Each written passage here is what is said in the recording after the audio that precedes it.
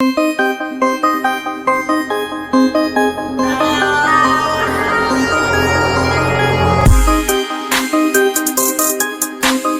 ہے رب جلیل کے بابرکت نام سے جو دلوں کے بھید خوب جانتا ہے۔ تمام ویورز کو السلام علیکم۔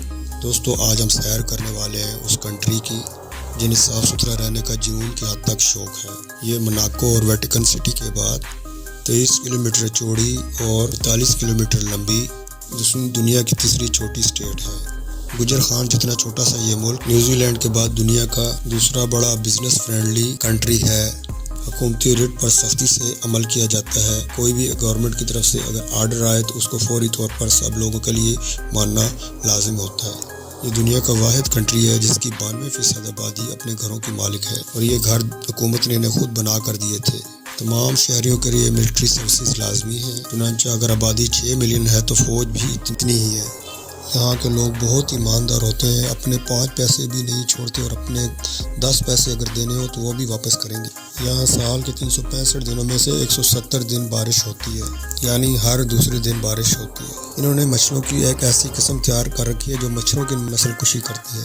یہ لوگ 3 چیزیں بیچ رہے ہیں: امن، سسٹم اور ایمانداری، اور یہ وہ نعمتیں ہیں جن کو پوری دنیا کو اس کی ضرورت ہے۔ لہٰذا پوری دنیا سے کاروباری لوگ یہاں پر آ کر بیٹھتے ہیں اور اپنے آفسز بناتے ہیں اور اپنا بزنس کرتے ہیں۔ اس کی وجہ یہ ہے کہ یہاں پر نہ تو کوئی ہڑتالیں ہوتی ہیں اور نہ ہی سڑکیں بند ہوتی ہیں۔ ویزے سے لے کر ہوٹل تک ہر چیز آسان لیکن مہنگی ہے، مگر کوئی بھی شخص اس پر اعتراض نہیں کرتا۔ اسی لیے اس ملک کے زر مبادلہ 250 ملین تک پہنچ چکے ہیں۔ نسل پرستی، غربت، ٹریفک اور پولوشن دنیا کے بہت سے ممالک کا بھی بہت بڑا مسئلہ ہے۔ یہ ناقابل یقین سٹوری ہے ایک ایسے ملک کی جہاں بہت سے انڈین، ملائی، چائنیز اور یوریشین لوگ رہتے ہیں، لیکن یہاں کسی قسم کی نسل پرستی نہیں ہے۔ سنگاپور ایک جنوب مشرقی ایشیائی جزیرہ نما ملک ہے جو ملائیشیا کے جنوبی ساحل پر واقع ہے۔ اس کی بندرگاہ دنیا کے مصروف ترین بندرگاہوں میں سے ایک ہے، اور یہ جنوب مشرقی ایشیا کے لیے ایک گیٹ وے کا کام کرتی ہے۔ سنگاپور بنیادی طور پر ملک نہیں، ایک سٹی اسٹیٹ ہے۔ یہ دنیا کا سبز ترین اور انڈور آبشاروں کا سب سے بڑا ملک ہے۔ اپنے جدید انفراسٹرکچر اور سخت قوانین کے لیے جانا جاتا ہے۔ ساؤتھ انڈین آپ کو یہاں پر بے تحاد تعداد میں ملیں گے۔ سنگاپورین بے شک ہاف لباس پہن کر پھریں، لیکن انڈینز اپنے پورے لباس پہن کر گھومتے ہیں۔ سنگاپور کو اگر ہندوستان کا دوسرا گھر کہا جائے تو غلط نہ ہوگا۔ ملک کی 70% آبادی کو نظر کے چشمے لگے ہیں، شاید اس لیے یہاں ہر کوئی محنت کر کے کھانے پر یقین رکھتا ہے۔ یہ دنیا کا واحد کنٹری ہے جس کا ہر روڈ اوپن اور فٹ پاتھ صاف ستھرے ہیں۔ ان فٹ پاتھ پر آپ ویل چیئر اور سائیکل بنا رکاوٹ کے چلا سکتے ہیں۔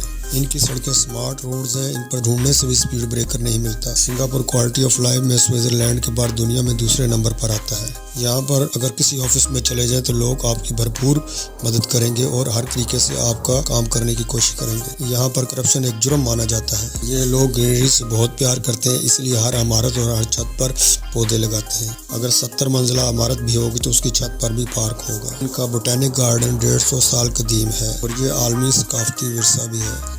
یہ کچرے کو ضائع نہیں کرتے، اسے جلا کر اس سے بجلی بناتے ہیں، اور ویسٹ کو مین میڈ آئس لینڈ میں ڈمپ کرتے جاتے ہیں اور اس پر جنگل اگا دیتے ہیں۔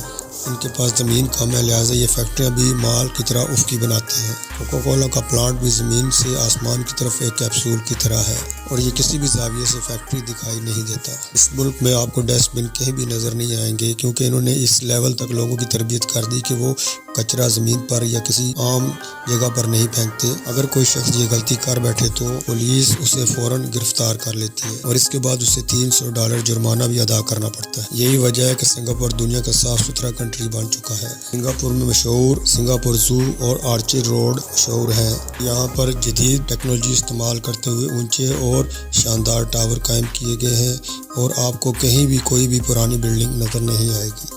تمام بین الاقوامی کمپنیوں کا ہیڈ کوارٹر یہاں پر شامل ہے۔ اس سب کے پیچھے اس کا بانی وزیر اعظم نے جو خواب دیکھا تھا اس کو انہوں نے پورا کیا۔ پورا ملک شاپنگ سینٹر اور ہوٹل ہے۔ اس ملک میں روزانہ 2 نئے ریسٹورنٹ اور 2.5 درجن کمپنیاں روزانہ کھلتی ہیں۔ چوئنگم کھانا آج بھی اس ملک میں بین ہے۔ ٹریفک پوری دنیا کا مسئلہ ہے، لیکن یہاں صرف محدود تعداد میں ہی لوگ کار استعمال کر سکتے ہیں، کیونکہ لوگ پبلک ٹرانسپورٹ زیادہ یوز کرتے ہیں۔ پبلک ٹرانسپورٹ صاف ستھری، پورا شہر میٹرو ٹرین سے منسلک ہے۔ سنگاپور دنیا کے ان ممالک میں سے ہے جن میں خود کار بسیں بھی چلتی ہیں۔ تمام سرکاری اور غیر سرکاری عمارتوں میں عبادت کی جگہ بھی ہیں۔ اور آپ ان میں اپنے اپنے مذہب کے مطابق عبادت کر سکتے ہیں۔ 60 سال پہلے یہ ملک بہت غربت تھی، یہاں پر یہ امیر نہیں تھا، یہاں پر صرف امیر لوگ ہی تعلیم حاصل کر سکتے تھے۔ اس ملک کی آدھی سے زیادہ آبادی ناخواندہ تھی۔ ملائیشیا کے جرنیل ان سے تنگ تھے، انہوں نے اسے اپنے سے جدا کر دیا اور یوں سنگاپور آزاد ہو گیا۔ یہ قدرت کی طرف سے یہ پہلا تحفہ تھا۔ دوسرا تحفہ اللہ نے انہیں لی کوان یو کی شکل میں دیا۔ لی کوان یو سنگاپور کے وزیر اعظم بنے۔ کا یہ یقین محکم تھا کہ کرپشن کے بغیر سنگاپور ترقی نہیں کر سکتا۔ اس نے کرپشن کی سزا موت کر دی۔ اس نے کرپٹ عناصر کو دفاع کا حق بھی نہیں دیا اور دنیا بھر میں سب سے زیادہ پھانسیاں سنگاپور میں دی گئیں۔ دیگر ایشیائی ممالک کی طرح سنگاپور میں تیل کے قدرتی ذخائر موجود نہ تھے، لیکن ان کے پاس انسان تھے اور ان انسانوں میں وہ دماغ تھے جن پر اس نے سرمایہ کاری کر کے ملک کی تقدیر بدلنے کا فیصلہ کیا۔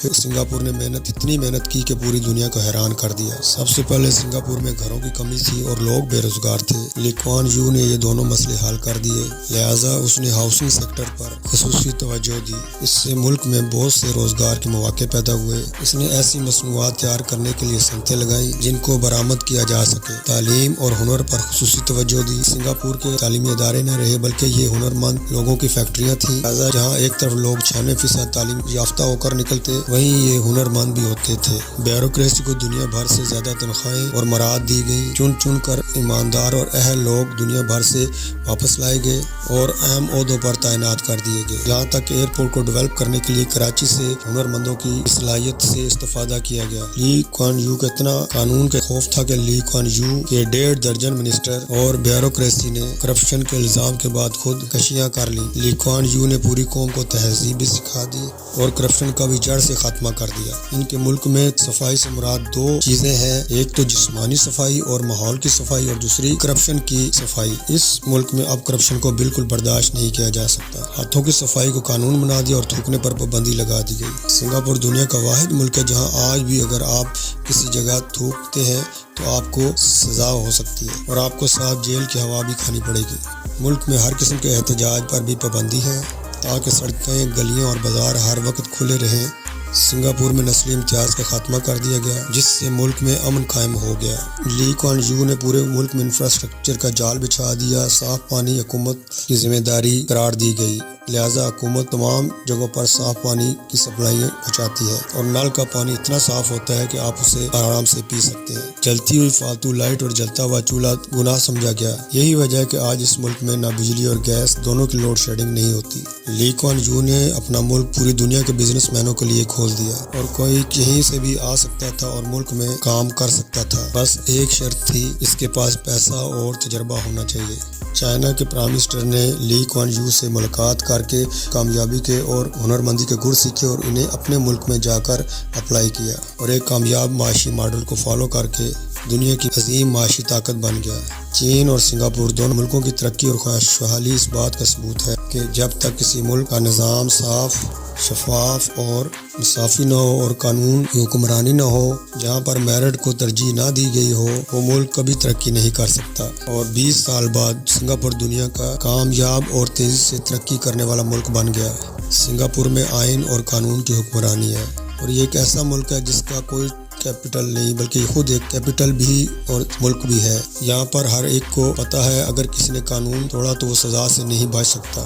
سنگاپور اور فن لینڈ دنیا کے بہترین تعلیمی نظام میں شمار ہوتے ہیں۔ سنگاپور تعلیم پر $20 ارب خرچ کر رہا ہے۔ اعلیٰ تعلیمی قابلیت کے باعث یہ خود ہی کما رہے ہیں اور ملک کو بھی کما کر دے رہے ہیں۔ وہ آج اپنے ملک کی معیشت کو اتنا عروج پر لے گئے ہیں کہ آج 719 مربع کلومیٹر پر پھیلا یہ ملک $701 ارب کی برآمدات کرتا ہے، یعنی اس کا فی کلومیٹر $1 ارب کی برآمدات کرتا ہے۔ اس ملک کا پاسپورٹ دنیا کا اسٹرانگسٹ پاسپورٹ ہے۔ اس ملک کا ایئرپورٹ دنیا کا نمبر 1 ایئرپورٹ ہے جس میں انڈور پارک، سوئمنگ پولز تک بنے ہیں۔ سنگاپور ایئر لائنز کا شمار اس وقت دنیا کے بہترین ایئر لائنز میں ہوتا ہے۔ اس ملک کا اپنا دفاعی نظام ہے۔ بہترین لوکیشن کی وجہ سے سنگاپور دنیا کا ٹریڈ سینٹر بن چکا ہے اور خوبصورتی کی وجہ سے ٹورسٹ کی جنت مانا جاتا ہے۔ یہاں بہت سے لوگ ایک سے زیادہ زبانوں پر عبور رکھتے ہیں۔ مالے، انگلش اور تامل سنگاپور کی قومی زبان میں شامل ہے۔ سنگاپور میں سب سے زیادہ بولی جانے والی زبان انگریزی ہے جو تعلیم، کاروبار اور حکومت کے لیے بنیادی زبان کے طور پر استعمال ہوتی ہے۔